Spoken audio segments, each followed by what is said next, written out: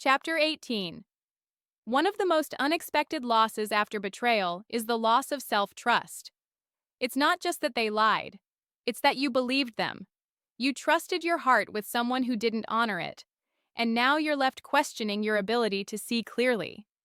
How did I not notice? Why didn't I listen to my gut? Can I ever trust myself again? These questions are normal, and they don't make you weak. They make you human. Betrayal doesn't just damage relationships, it damages your relationship with yourself. The overthinking, the self-blame, the fear of getting it wrong again, they start to chip away at your confidence, little by little. But here's what you need to remember. Your intuition was never broken. You just silenced it, because love convinced you to override the warnings. And that's not a failure. That's a sign of how deeply you wanted to believe. You can learn to trust yourself again. In fact, that's one of the most powerful parts of healing.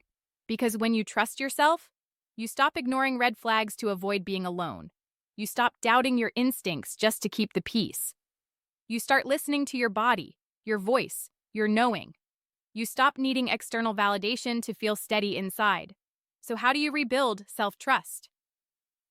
1. Keep small promises to yourself. Show yourself that you're reliable, even in the little things. Drink the water, finish the journal entry, go for the walk. Each act of follow-through says, "You can count on me." 2. Validate your emotions. When you feel off, listen. Don't gaslight yourself. Ask, what is this feeling trying to tell me? Even if it doesn't make sense to others, if it feels off, honor it. 3. Reflect without shame. You can admit what you missed without beating yourself up. Growth doesn't come from judgment.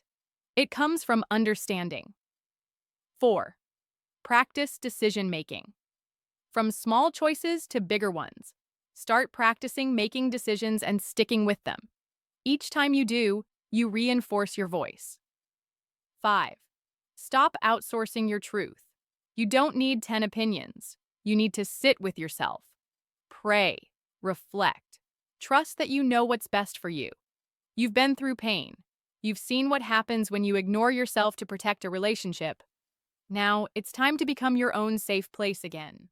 Let this be the chapter where you come home to yourself, where you stop second-guessing every move, where you start trusting your gut again. Not because it's always perfect, but because it's yours.